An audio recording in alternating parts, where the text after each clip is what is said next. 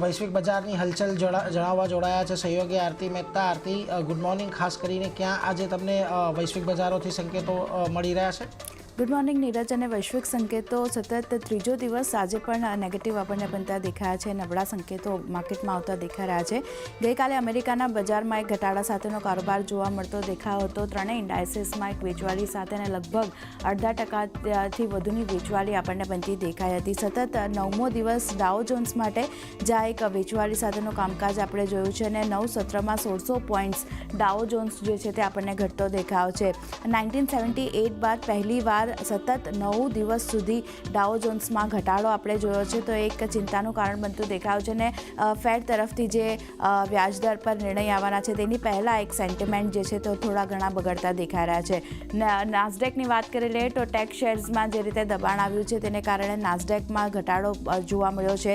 જે 2 દિવસમાં 38% બ્રોડકોમનો શેર વધ્યો હતો. ત્યારબાદ ઉપલા સ્તરેથી નફા વસૂલી બ્રોડકોમના શેરમાં આપણને બનતી દેખાય છે. અને એનવીડિયાના શેરની વાત કરી લઈએ તો એક મહિનામાં લગભગ 7% આ શેર જે છે તે આપણને ઉપલા સ્તરેથી ઘટતો દેખાયો છે. તો આ ટેક શેર્સમાં જે વેચવાલી આવતી દેખાઈ રહી છે, નફા વસૂલીનું દબાણ છે, એને કારણે ખાસ કરીને નાસ્ડેકમાં નેગેટિવિટી આવતી દેખાઈ રહી છે.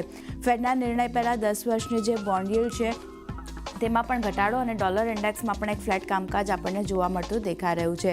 ખાસ કરીને યુએસના ડેટા પર નજર રાખવાની રહેશે કારણ કે રિટેલ વેચાણના આંકડા આવ્યા છે અને નવેમ્બરમાં અનુમાનથી સારું રિટેલ વેચાણ જે છે તે આપણને રહેતું દેખાયું છે. અનુમાન હતું 0.60%નું રિટેલ વેચાણ રહેવાનું, તેની સામે 0.70% પર આ રિટેલ વેચાણ આંકડા જે છે તે આપણને આવતા દેખાઈ રહ્યા છે. પણ ઇન્ડસ્ટ્રીયલ પ્રોડક્શનની વાત કરી લઈએ તો યુએસમાં સતત ત્રીજો મહિનો જ્યાં ઇન્ડસ્ટ્રીયલ પ્રોડક્શન જે છે તેમાં એક ઘટાડો આપણને આવતો દેખાઈ રહ્યો છે. નવેમ્બર મહિનાના ઇન્ડસ્ટ્રીયલ પ્રોડક્શન ડેટાની વાત કરી લઈએ તો ઘટીને -0.1% પર આપણને આવતા દેખાઈ રહ્યા છે.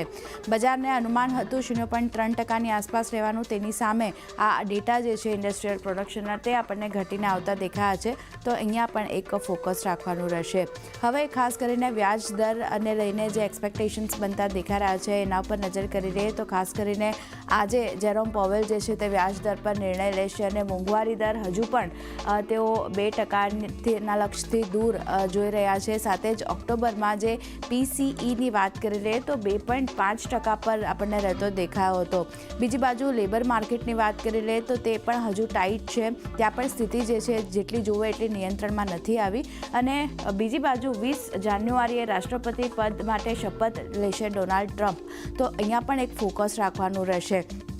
જે રીતે લેબર માર્કેટની સ્થિતિ આપણને બનતી દેખાઈ રહી છે તો ખાસ કરીને વ્યાજદરને લઈને કઈ રીતે અહીંયાથી નિવેદન આવે છે તેના પર ફોકસ રહેશે. અને ટેરિક્સ અને ટેક્સમાં ખાસ કરીને ટ્રમ્પ જે છે તે અહીંયાથી કાપ કરવાનો નિર્ણય લઈ શકે છે.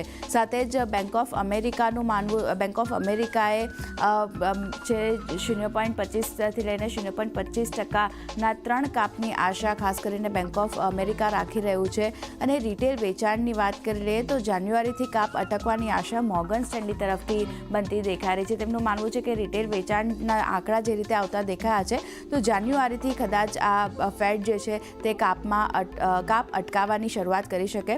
પોઝ એક આવી શકે છે ફેડના કાપમાં. તો એક મોર્ગન સ્ટેનલી તરફથી આ નિવેદન બનતા દેખાઈ રહ્યા છે. અને સેન્ટ્રલ બેંક પર પણ ફોકસ રહેશે કારણ કે 19 ડિસેમ્બરે ખાસ કરીને વાત કરી લે તો બેંક ઓફ ઇંગ્લેન્ડ જે છે તે અહીંયાથી વ્યાજદર પર નિર્ણય લેવાની છે. સાથે જ આજે વાત કરી લે તો બ્રિટનના મોંઘવારીના ડેટા આપણને આવતા જોવા મળશે. અને ચીલીની સેન્ટ્રલ બેંકે સતત ત્રીજી વાર વ્યાજદરમાં ઘટાડો કર્યો છે અને ત્રીજી વાર 0.25% વ્યાજદર અહીંયા તેમણે ઘટાડ્યા છે. બીજી બાજુ વાત કરી લઈએ કરન્સી માર્કેટની તો ડોલર સામે બ્રાઝિલની કરન્સી જે છે તે આપણને રેકોર્ડ નીચલા સ્તરે પહોંચતી દેખાઈ રહી છે.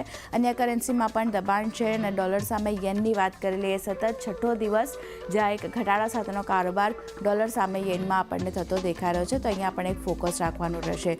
બીજી એક અપડેટ જે છે તે ઓટો સેક્ટર માટે આવતી દેખાઈ રહી છે. ખાસ કરીને હોન્ડા અને નિસાનના મર્જર પર ખાસ કરીને વાતચીત શરૂ કરવાની તૈયારી ચાલી રહી છે. આ બંને કંપનીઓ જે છે તેનું મર્જર થઈ શકે છે અને અમેરિકામાં નિસાન મોટર્સનો શેર આ શક્યતાને કારણે ગઈકાલે 11% આપણને વધતો જોવા મળતો દેખાયો હતો.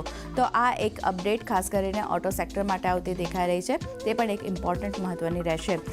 એશિયન માર્કેટની વાત કરી લઈએ. મિશ્ર કારોબાર અહીંયા બનતો દેખાયો છે. નિક્કાઈમાં ફ્લેટ ટુ નેગેટિવ કામકાજ, પણ કોસ્પી અને તાઇવાન ઇન્ડેક્સમાં એક પોઝિટિવિટી આપણને બનતી દેખાઈ રહી હતી. અન્ય ઇન્ડાઇસીસની વાત કરી લઈએ તો શંઘાઈમાં પોઝિટિવ કામકાજ, હેંગસેંગમાં 0.5% વધારેની તેજી, સ્ટ્રેટ ટાઈમ્સમાં ફ્લેટ ટુ નેગેટિવ કામકાજ છે. તો અહીંયા એક એશિયન માર્કેટ તરફથી પણ મિશ્ર સંકેતો આપણને બનતા દેખાઈ રહ્યા છે. ગિફ્ટ નિફ્ટી શરૂઆતી કારોબારમાં આપણને દબાણ સાથેના સંકેતો બનતા દેખાયા હતા. અત્યારે 55 પોઈન્ટ્સની વેચવાલી ઇન્ડિકેશન મળતું દેખાઈ રહ્યું છે. લેવલ સ્પેસિફિક 24,363ના લેવલ્સ અત્યારે ખાસ કરીને ગિફ્ટ નિફ્ટી તરફથી બની રહ્યા છે. તો ક્લિયરલી જે રીતે સતત ત્રીજો દિવસ છે યુએસ માર્કેટ તરફથી એક નબળા સંકેતો છે, એશિયન માર્કેટમાં મિશ્ર કામકાજ છે, તો આપણા માર્કેટ પણ ક્યાંય ને ક્યાંય આજે પણ ઘટાડા સાથે શરૂઆત થાય તેવા સંકેતો બની રહ્યા છે.